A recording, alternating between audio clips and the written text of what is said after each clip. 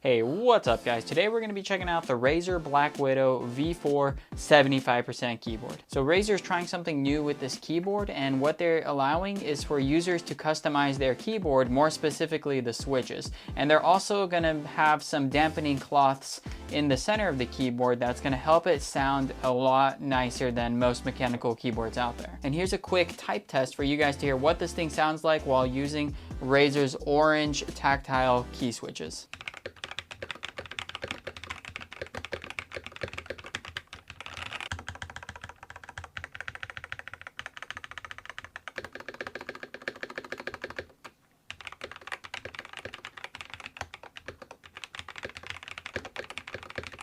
So as you can tell by the typing test, this thing sounds amazing. All the key switches and the stabilizers are going to be lubed up to give it that very smooth, nice, fluid typing experience. And then the sounds this keyboard makes when typing on it is going to feel much more damp because it does have a foam layer in the center of the keyboard here. So let's do a mini teardown to see what those foam layers actually look like. So the first thing you need to do is flip it over on its back, and then there's going to be 6 screws here. And then all you do is just take this back plate off, but be careful because there will be a little cable here running. This is going to be the aluminum part of the keyboard. And then up here we have the actual keyboard. We can go ahead and just plop it up. This is going to be the daughter board here. And then there's going to be some cables running out of it to power the RGB lights on the side here. Now the bottom of the keyboard itself is going to have this very rubberized material. And this rubberized layer along with this foam layer is going to create that very soft and damp typing sound. And if we get a look at the side of the keyboard here, you can see that there's going to be another foam layer right there, which is where the key switches press into, and that's also going to help create that dampened typing sound. Now, having foam inside of the keyboard with lubricated switches is not something that mainstream companies do like Razer and Logitech, and I'm betting that a lot of Razer's newer flagship keyboards are going to come lubricated and foamed up to create that really awesome typing sound. Now, getting into the build quality of this keyboard, it does come with this wrist rest, which is going to have a plush leather material, and if I squish it, you can see that it is very soft and it's going to be very comfortable on your wrists. However, I did find that it doesn't feel too ergonomic like this. It feels like my hands are laying very low on the keyboard, so I would recommend propping this thing up to one of the leg levels up here. I personally like the shorter legs. That felt best to me, and there are going to be 2 adjustable legs.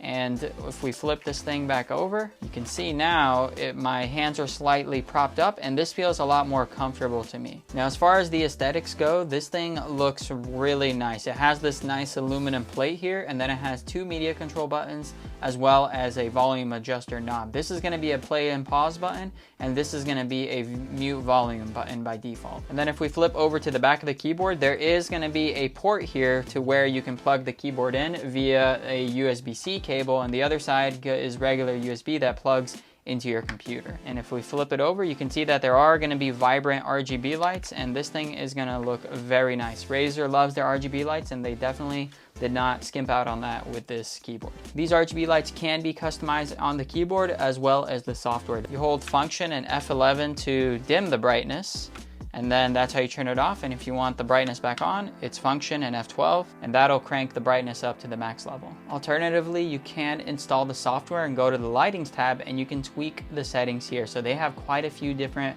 patterns, and if you want just a static color, you can just go ahead and do that and pick a static one here. Now, if we flip over to the Customize tab over here, there are going to be quite a few settings here. Firstly, every key can be customized. You just press the key, and then on the left-hand side here, you have all of the settings you can go through. So that's going to be like brightness, multimedia controls, and much more. And then the volume rocker by default is going to be volume up and volume down. If you press it, you can customize this. And if you go to roll function, you can see that there is volume adjusters, microphone volume adjustment, scroll up, window zooming, and a few other options. And you also have all of these options available as well for the volume rocker. And then the 2 buttons here are going to be pause, play, next track, and previous track. And it's going to be single tap, double tap, and triple tap functionality. functionality. And then this is going to be a mute volume button, and that's the only button that can be customized. The pause and play button cannot be customized. And then if we scroll on down here, you can also have hyper shift mode, which is going to be handy if you can utilize that. And then you also have gaming mode, where it disables some of the keys, and then you're going to have different polling rates you can choose from, and by default it's going to come with 1,000. You can crank it up to 8,000 if you want a much faster response time. However, with 8,000, you can see we get this warning that says it is going to result in frame rate reduction because it does use more CPU power, but it may not be an issue, so I would go ahead and test that out and see which point you start lagging at. Now, this keyboard did come with a multi-tool, which is going to allow you to remove the keycaps, and it's also going to allow you to remove the key switches. And the way to pull these keycaps out is you just add the keycap puller right there, and then it pops off just like that.